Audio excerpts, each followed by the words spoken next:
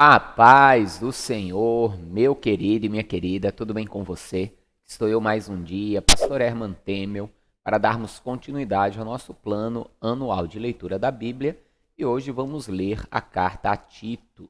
E antes de fazermos essa leitura, não esqueça, se você ainda não se inscreveu aqui neste canal, inscreva-se. Me ajude assim a crescer aqui na plataforma do YouTube e crescendo aqui na plataforma do YouTube, assim eu poderei alcançar mais pessoas com a palavra de Deus.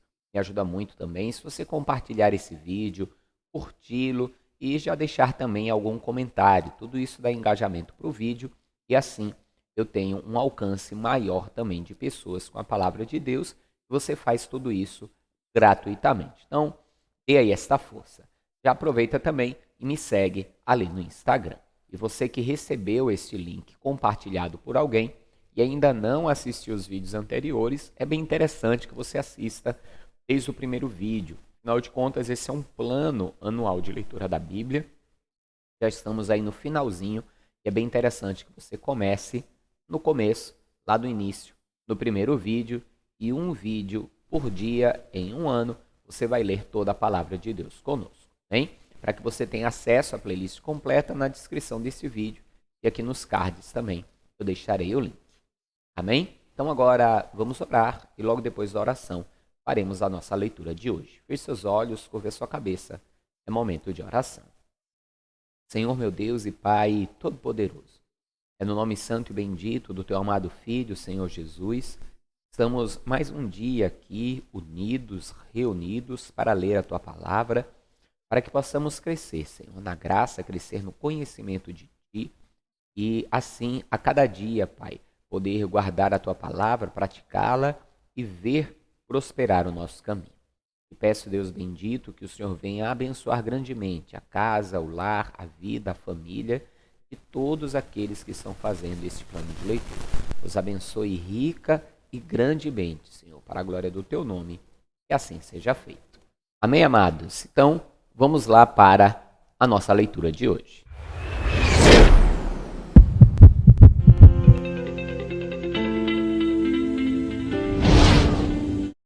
Paulo, servo de Deus e apóstolo de Jesus Cristo, segundo a fé dos eleitos de Deus, e conhecimento da verdade que é segundo a piedade, em esperança da vida eterna, a qual Deus, que não pode mentir, prometeu antes dos tempos dos séculos, mas a seu tempo manifestou sua palavra pela pregação que me foi confiada, segundo o mandamento de Deus, nosso Salvador.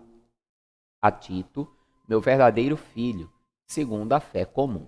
Graça, misericórdia e paz da parte de Deus Pai e da do Senhor Jesus Cristo, nosso Salvador. Por esta causa te deixei em Creta, para que pusesseis em boa ordem as coisas que ainda restam, e de cidade em cidade estabelecesses presbíteros, como já te mandei.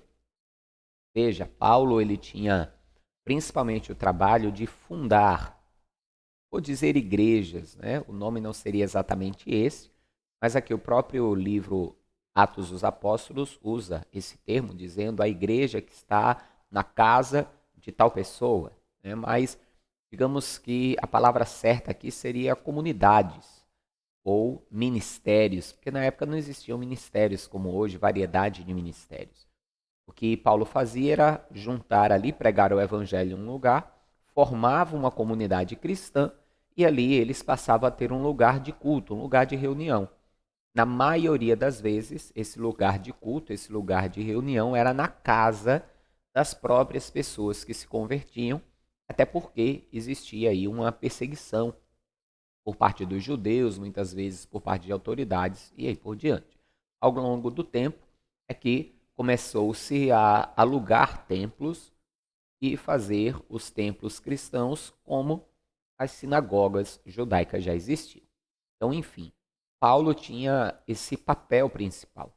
Ele ia nas comunidades, nas cidades, nas aldeias e aí por diante, pregava o evangelho, as pessoas se convertiam, ele ajuntava um grupo, começava a fazer reuniões em um determinado lugar, às vezes na casa de um, na casa de outro, às vezes até intercalava, não era sempre na casa da mesma pessoa, mas sempre tinha um local principal, uma base, digamos assim.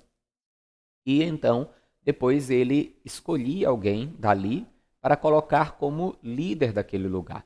Seria o pastor dos dias atuais, que a Bíblia aqui nos põe como presbítero, né? Uma autoridade que ficava à frente daquela comunidade, levando a palavra, ademoestando, ensinando, coordenando toda a obra do Evangelho. E é isso que ele está pedindo para Tito fazer. Que vá em algumas localidades desta, levante ali presbíteros para que fiquem à frente da obra. E a obra precisa de alguém que esteja adiante como autoridade, porque senão vai chegar uma hora que vai virar uma bagunça. Continue. Aquele que for irrepreensível, marido de uma mulher, que tenha filhos fiéis, que não possam ser acusados de dissolução, nem são desobedientes. Porque é necessário que o bispo, veja, que ele chama de presbítero, aquele já vai chamar de bispo, justamente porque era aquele que iria ficar à frente do ministério, à frente da igreja, que hoje nós chamamos de pastor, e algumas igrejas têm também o bispo, e algumas até usam do nome de apóstolo, qual eu particularmente, pessoalmente, discordo, mas desde que esteja pregando o evangelho, desde que esteja pregando Jesus, como Paulo mesmo disse, que seja. Continue.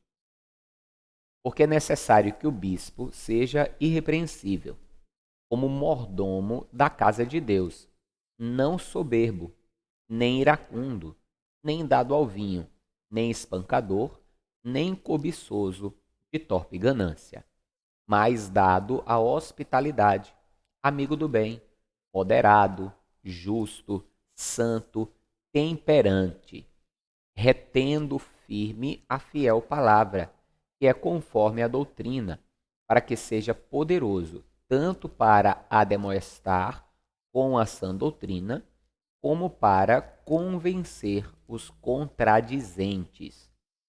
Porque há muitos desordenados, faladores, vãos e enganadores, principalmente os da circuncisão, os quais convém tapar a boca, homens que transtornam casas inteiras, ensinando o que não convém, por torpe ganância.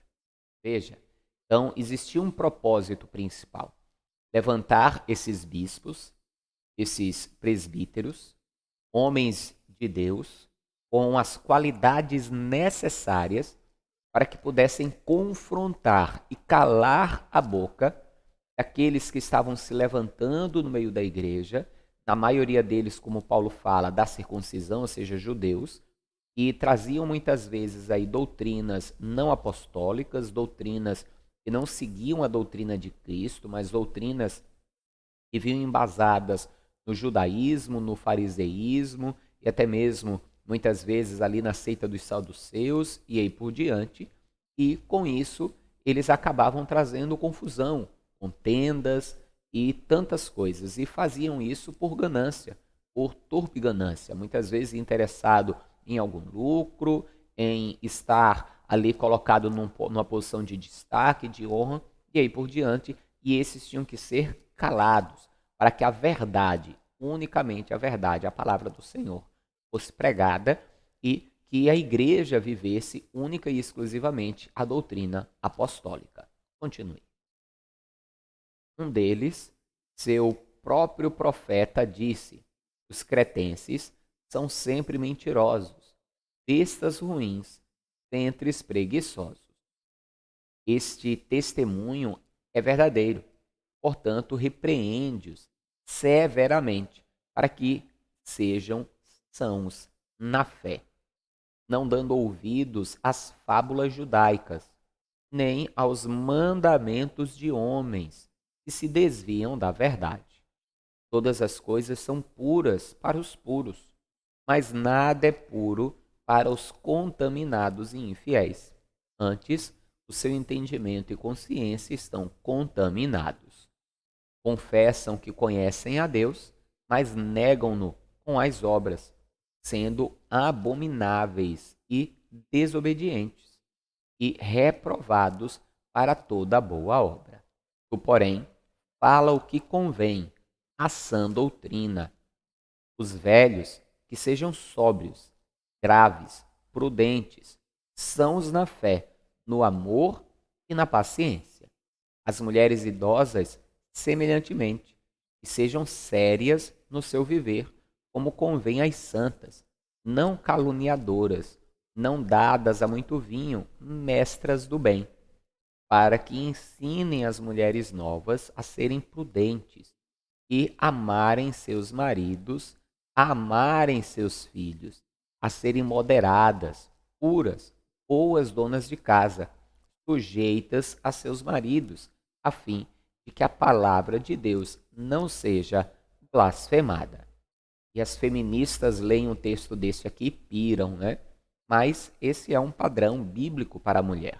Que ela seja moderada, santa, irrepreensível, cuide bem dos filhos, da casa, do esposo, não sendo uma empregada, uma doméstica simplesmente. Porque a própria palavra de Deus diz que, em contrapartida, o marido deve amá-la como Cristo amou a igreja e deu a vida por ela.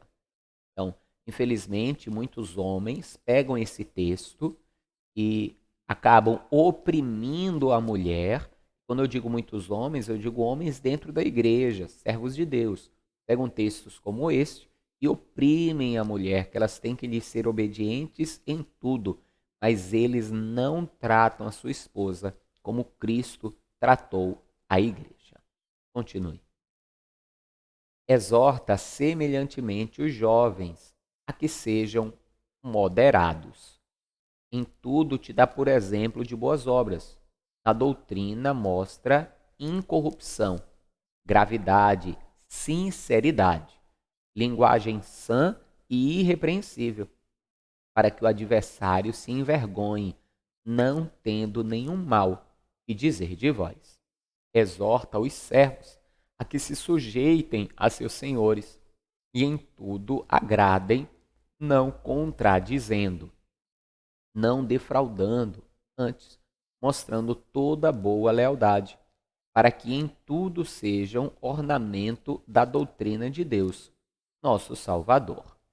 Porque a graça salvadora de Deus se há manifestado a todos os homens, ensinando-nos e renunciando à impiedade e às concupiscências mundanas, vivamos nesse presente século sóbria e justa e piamente, aguardando a bem-aventurada esperança e o aparecimento da glória do grande Deus e nosso Salvador Jesus Cristo, o qual se deu a si mesmo por nós para nos remir de toda iniquidade e purificar para si um povo seu, especial, zeloso de boas obras. Fala disto e exorta e repreende com toda a autoridade. Ninguém te despreze. Admoesta-os a que se sujeitem aos principados e autoridades, que lhes obedeçam e estejam preparados para toda boa obra. Amados, entenda aqui uma coisa, que nós já lemos essa palavra em alguns lugares e alguém pode entender errado. Ele fala para estarem sujeitos aos principados, né? Alguém pode dizer, pastor, mas principado não é demônio? Não. Principado é uma autoridade sobre uma região. Então, uma região dominada por um príncipe é um principado. Esse príncipe, esta autoridade que governa uma região, pode ser maligna, como ali no caso de Daniel 10, principado ali do reino da Pérsia, que chegou a lutar ali com Miguel e segurar o anjo que estava levando a resposta para Daniel por 21 dias. Mas esse principado pode ser benigno, como exemplo do bispo, o presbítero, o pastor, o homem de Deus, que governa a igreja, que governa aquela comunidade. Aquela comunidade é o seu principado espiritual. São as pessoas a quem ele governa em Deus. As ovelhas são de Deus, mas ele governa em Deus como mordomo da casa de Deus. Continue. E a ninguém infamem, nem sejam contenciosos, mas modestos, mostrando toda a mansidão para com todos os homens. Porque também nós éramos, noutro tempo, insensatos, desobedientes, extraviados, servindo a várias concupiscências e deleites, vivendo em malícia e inveja, odiosos, odiando-nos uns aos outros. Mas quando apareceu a benignidade e o amor de Deus, nosso Salvador para com os homens, não pelas obras da justiça que houvemos feito, mas segundo a sua misericórdia, nos salvou pela lavagem da regeneração e da renovação do Espírito Santo. E abundantemente ele derramou sobre nós, por Jesus Cristo, nosso Salvador, para que, sendo justificados pela sua graça, sejamos feitos herdeiros segundo a esperança da vida eterna. Paulo, nessa carta, ele fala principalmente de duas coisas. Primeiro, de Tito levantar aqueles que combateriam os falsos líderes, digamos assim, e do modo de viver que o cristão deve ter. E antes, quando era do mundão, vou trazer para uma linguagem bem nossa, era do mundão, vivia no desejo do pecado, agora que está em Cristo, tem que mudar a postura, tem que abandonar as velhas coisas e viver em novidade de vida, para que, deixando essas velhas coisas e vivendo em novidade de vida, os que são de fora e até o diabo, o inimigo, vendo, o adversário vendo, não encontre em nós motivo para nos acusar, porque hoje vivemos em espírito a vontade de Cristo em obediência à palavra de Deus. Continue. Fiel é a palavra, e isso quero que deveras afirmes, para que os que creem em Deus procurem aplicar-se às boas obras. Essas coisas são boas e proveitosas aos homens. Aqui há algo muito importante também que Paulo cita, a questão das boas obras. Muitos cristãos, pelo fato de sermos salvos pela fé e não pelas obras, não praticam boas obras. Não ajudam o pobre, o necessitado, não fazem ação social e nada disso. Eu sou salvo pela fé, não pelas obras. Sim? Mas nós somos salvos para as boas obras. Nós não somos salvos por causa delas, mas somos salvos para praticá-las. Sairmos da prática do mal e passarmos à prática do bem. E mais, aquele que sabe o bem que deve fazer e não faz, este peca. Então você precisa sim praticar boas obras, ajudar o necessitado, fazer ação social e tudo mais. Não esperando recompensa ou galardão, mas fazendo isso porque você é salvo, porque você é de Deus, faz parte da Igreja de Cristo. Continue. Mas não entres em questões loucas, genealogias e contendas, e nos debates acerca da lei, porque são coisas inúteis e vãs. Eu cometia esse erro no passado, eu debatia muito no Facebook, questão da lei, questão da palavra de Deus, e é inútil, essa é a verdade. E normalmente a pessoa que está ali debatendo com você, ela só quer holofote, só quer usar muitas vezes da audiência que você tem, das pessoas que te seguem, que te veem, para disseminar a sua doutrina. E quem sabe assim conseguir convencer alguns dos seus, alguns aqueles que estão seguindo a doutrina sã para o erro, para o engano. E quando eu aprendi isso, eu parei de debater no Facebook, nas redes sociais, as questões da palavra. É bem verdade que às vezes eu dou uma fraquejada, às vezes eu acabo debatendo um pouquinho ali, mas melhorei muito nisso e evito ao máximo.